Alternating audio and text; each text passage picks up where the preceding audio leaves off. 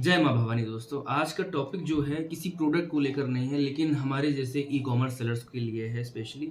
आज के टॉपिक पे हम 3 चीज़ों के लिए बात करेंगे, हमारे सेलर्स भाइयों के लिए, डिलीवरी वालों के लिए और जो हमारे बायर्स हैं, जो प्रोडक्ट खरीदते हैं, हमसे ही नहीं किसी भी कैटेगरी का प्रोडक्ट खरीदते हैं, उन लोगों के लिए है। एक जो सेलर होता है अपनी जीवन भर की कमाई मेहनत लगाकर लाखों करोड़ों का इन्वेस्टमेंट करके जो है बिज़नेस रेडी करता है। रेडी करने के बाद एड्स चलाता है, वेबसाइट बनाता है, बहुत सारे एक्सपेंसेस होते हैं। उसके घर में या उसके ऑफ़िस में बहुत सारे लोग काम करते हैं, उनको सैलरी देना है, ऑफ़िस बना हुआ है, दुनिया भर की चीज़ें हैं। इसके बाद जब ऑर्डर्स आते हैं तो सीओडी में आता है। सीओडी ऑर्डर एक डर की तरह होता है, आने के बाद डर लगता है, खुशी भी होती है शायद डिलीवर होगा या नहीं होगा। दोनों चीज़ों में असमंजस फँसी रहती है, लेकिन फिर भी हमें भेजना है। हमने यहाँ से अपना जो भी प्रोडक्ट है 500 का, 1000 का, 2000 का, 5000 का, 10,000 का, जिसकी जैसी कैटेगरी हमने पैक करके भेजा। यहाँ से डिलीवरी बॉय के पास गया। डिलीवरी बॉय जो होते हैं, मैं सबकी बात नहीं कर रहा हूँ, लेकिन ज़्यादातर मैं ये नहीं कहना चाहूँगा काम छोटा है। काम नहीं, आप लोगों की सोच छोटी है। ये डिलीवरी बॉय जो होते हैं, इनकी सोच बहुत गंदी होती है।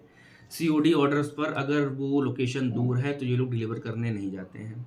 कस्टमर से बदतमीज़ी से बात करते हैं, मैं नहीं आ पाऊँगा। एक बार फ़ोन किया, दोबारा नहीं करना है। कम से कम 3 से 4 बार कॉल करनी चाहिए, कस्टमर बिज़ी है, नहीं उठा पा रहा है। और कभी उठा भी लिया तो उसको ये बोला जाएगा, इस पार्सल को मत लीजिए, हमारी कोई ज़िम्मेदारी नहीं है। फ़ेसबुक, इंस्टाग्राम से मँगाया हुआ पार्सल जो है नकली होता है, फ़ेक होता है, ये है, वो है। भैया सारे लोग फ़ेक नहीं होते हैं। हम लोग यहाँ लाखों करोड़ों की कंपनी चला रहे हैं, जीएसटी भरते हैं, सारी चीज़ें देते हैं, तब यहाँ से हम लोग अपना माल जो है शिप करते हैं। आपके कह देने से हमारा ट्रस्ट खराब हुआ, हमारा माल खराब हुआ, शिपिंग के पैसे गए और कस्टमर का भी मन खराब हो गया।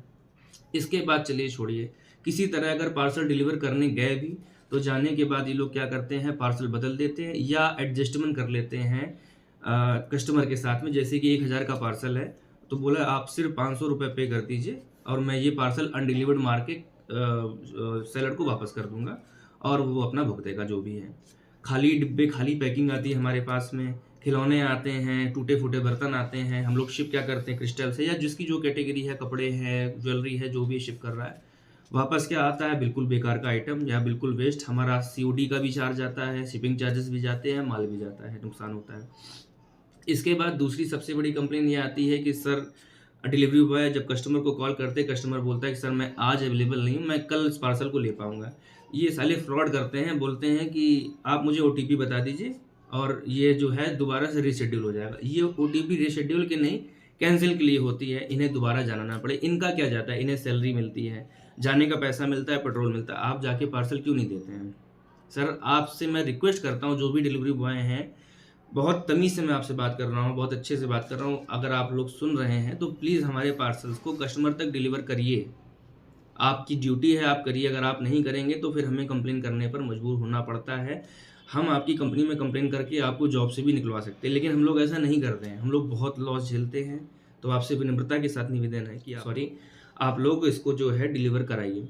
इसके बाद कस्टमर से भी निवेदन है कि जो अच्छे ट्रस्टेड ब्रांड्स हैं, अगर आप किसी से माल ले रहे हैं, तो कोशिश ये करें कि प्रीपेड में ही ऑर्डर करें। बहुत से लोगों की कंप्लेन आती है, प्रीपेड में मैंने पेमेंट कर दिया, लेकिन पैसा कोई वापस नहीं आया।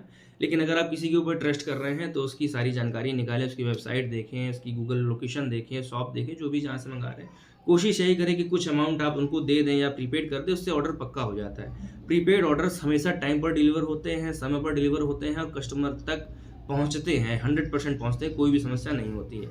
सारी समस्या सीओडी ऑर्डर्स में होती है और ये सारा भुगतान एक ई-कॉमर्स सेलर को भुगतना पड़ता है। तो इसलिए आप सभी से निवेदन है, ई-कॉमर्स सेलर्स हों, शिपिंग वाले हों या कस्टमर्स हों, आप इन चीज़ों को ध्यान दीजिए और प्लीज़ इन सब चीज़ों में अच्छा एडजस्टमेंट बैठाइए। हम लोग बहुत सारा इन्वेस्टमेंट करके, बहुत सारा पैसा लगाकर, बहुत सारी मेहनत लगाकर, रात-रात भर जग कर ऑर्डर्स रेडी करते हैं, लगाते हैं और इसके बाद जब ये रिटर्न्स आते हैं, तो हमारा दिल टूट जाता है, मन नहीं करता है काम करने का। तो प्लीज़ इस चीज़ को ध्यान रखें। Thank you.